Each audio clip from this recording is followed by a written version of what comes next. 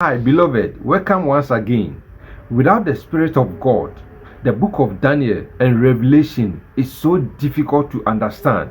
There are several events happening nowadays. Why COVID 19? Why vaccination? And why also wearing of nose mask? Why so many churches doesn't understand the final event of the world? Beast Valley TV, we have taken upon ourselves to be led by the Spirit of God to explain prophecies and final events to our viewers. Beloved, let's get into prophecies with the help of Madame Lavinia Shaw from Suva, Fiji Island. Beast Valley TV, I know what I want. Stay with us.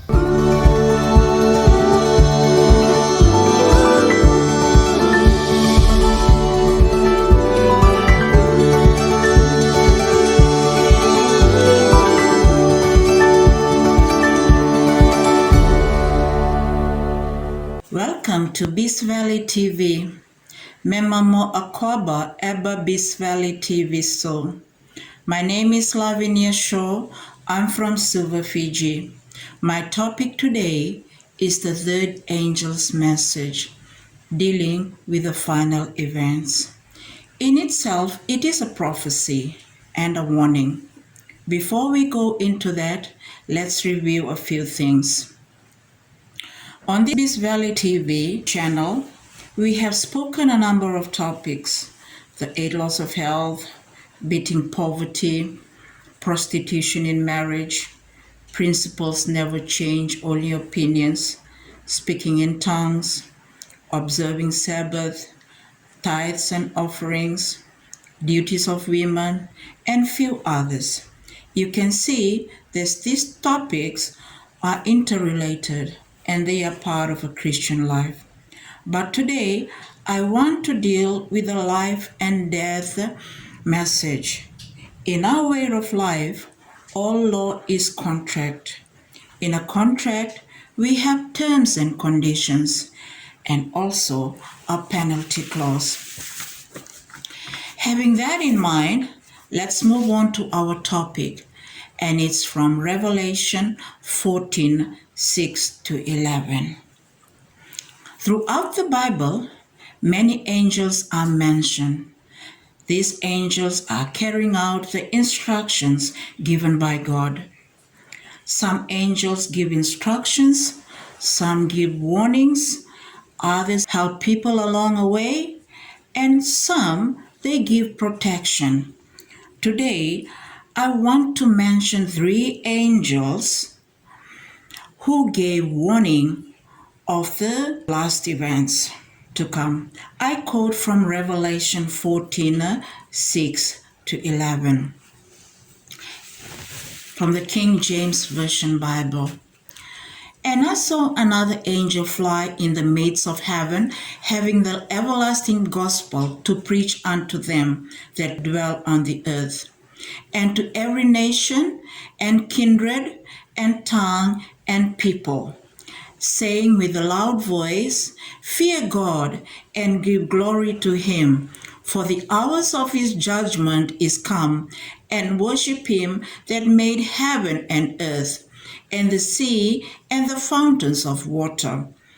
And there followed another angel, saying, Babylon is fallen, that great city, because she made all nations drink of the wine of the wrath of her fornication. 9. And the third angel followed them, saying with a loud voice, If any man worship the beast and his image, and receive his mark in his forehead or on his hand, the same shall drink the wine of the wrath of God, which is poured out without mixture into the cup of his indignation. And he shall be tormented with fire and brimstone in the presence of the holy angels and in the presence of the Lamb. And the smoke of their torment ascendeth up forever and ever, and they have no rest day nor night, who worship the beast and his image, and whosoever receive the mark of his name. In verse 6, the first announcement is given to the entire population of the world. This means that there is no select group. All are called. And it seems that this call is given at a time of universal apostasy, and the mind of all is called to the everlasting gospel, a call to remembrance. In verse 7, there is a warning to acknowledge the Creator and to know that He has a program or agenda with a time limit.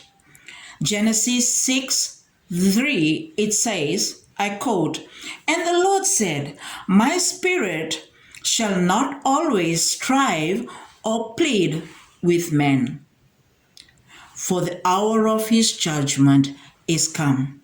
In verse 8, the second angel adds to his call by stating that a worldwide system of worship is fallen and is in spiritual adultery. In verse 9, the warning given by the third angel enlarges on the second. Another entity is the image of the beast, which it seems has coerced the world into acknowledgement of its power by mocking everyone. The fearful consequences of worshipping these two entities is announced: eternal destruction. The book of Revelation moves back and forth through history and is not in narrative form. But as we come to chapter 14, the book moves on to describe the last day events, which are now taking place in our world and described in Revelation and 18 also. We can therefore conclude that the three angels' messages are to be sounded in the last moments of time. It is true that the messages of the first two angels have already been sounded in recent history. So let us consider the third message. How can we identify a system of false worship? Isaiah 8:20, I quote, "To the law and testimony, if they speak not according to this word, it is because there is no light in them." The system of worship offered or demanded by these worldly entities must of necessity be false, hence the warning against it. But what makes a system false? This is an illustration of what is going to happen on the plain of Dura. In the plain of Dura, all the representatives of the kingdom are required to be present. It all came from Nebuchadnezzar's dreams. The original dream, as you see, consisted of an image with its head of gold, and this represented the kingdom of Babylon. The chest and arms were of silver, which represented Medo-Persia under Darius and Cyrus. The third metal was brass, which represented the kingdom of Greece. The fourth metal was iron, which represented the kingdom of Rome. The two iron legs represented two divisions within the Roman kingdom. The legs of iron terminated in 2 feet and 10 toes, composed of a mixture of iron and clay. To illustrate the strength of Rome mixed with the weaknesses of other powers. The dream concludes with a rock striking the feet and destroying the entire image, which then blew away, and the rock becoming a kingdom which fills the entire world. The description is found in Daniel 2 from verse 38 to 43. These verses describe the history of the world from the time of Babylon until the second coming of Jesus, and what we can expect from the world powers. It is the fate that we are now living in, and the God of heaven and earth made known to Nebuchadnezzar, as in verse 45. What will come to pass hereafter, and the dream is certain, and the interpretation thereof sure. Nebuchadnezzar set up the golden image on Dura.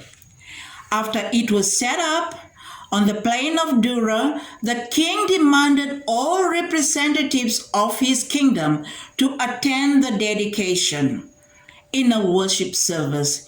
It is here the third angel's message is focused. The three young men who refused to worship the image represent the people of God in the last days. By accepting government protocols to wear a mask, accept vaccination, and other restrictions, people are step by step moving toward accepting the mark of the beast and will bow down to the image. Who will be those who refuse to bow? First, force is employed. Revelation 13, verse 15. The image of the beast should both speak and cause that as many as would not worship the image of the beast should be killed. Because of this provision, it is obvious that there are some people who will not accept such a system. Isaiah 8:20, to the law and testimony. What law and what testimony? Deuteronomy 4:13, and he declared unto you his covenant, which he commanded you to perform, even the 10 commandments, and he wrote them upon 2 tables of stone. This is the everlasting gospel mentioned by the first angel. There are some people who wish to remove their obligation to this everlasting gospel by contending that the law has been abolished. However, their stance is quite unbiblical. In Matthew 5:17 to 19, Jesus is quoted as saying, "Think not that I am come to destroy the law or the prophets. I am not come to destroy, but to fulfill, to lead towards." Ask yourself these questions. If there is no law, there is no sin. If there is no sin, then we will not die. And if we do not die, we will have eternal life. And if we have eternal life, we accept Satan's original lie made to Eve. Sinners will live forever, which is the basis of spiritualism. In Revelation 18:1, another angel, the fourth angel, is mentioned, again warning against a false system of worship. In addition, there is a call made to come out of her, my people. First, a woman represents a church, and this church is destined to destruction and experience being burnt in the fire. Verse 8. Why? Because her sins have reached unto heaven. That is in verse 3. Tells us of her sins. This religious system can boast a queen. First, a woman represents a church, and this church is destined to destruction and experience being burnt in the fire. Verse 8. Why? Because her sins have reached unto heaven. Verse 3 tells us of her sins. This religious system can boast of her sitting as a queen and no widow. She sits a queen because she is married to the state, the image in verse 7. In the short term, Satan claims rulership of this world, but the creator of heaven and earth will take up rulership, and a call is made to observe the law and testimony, which includes the true Sabbath, as opposed to a false Sabbath, being enforced by the apostate religious system.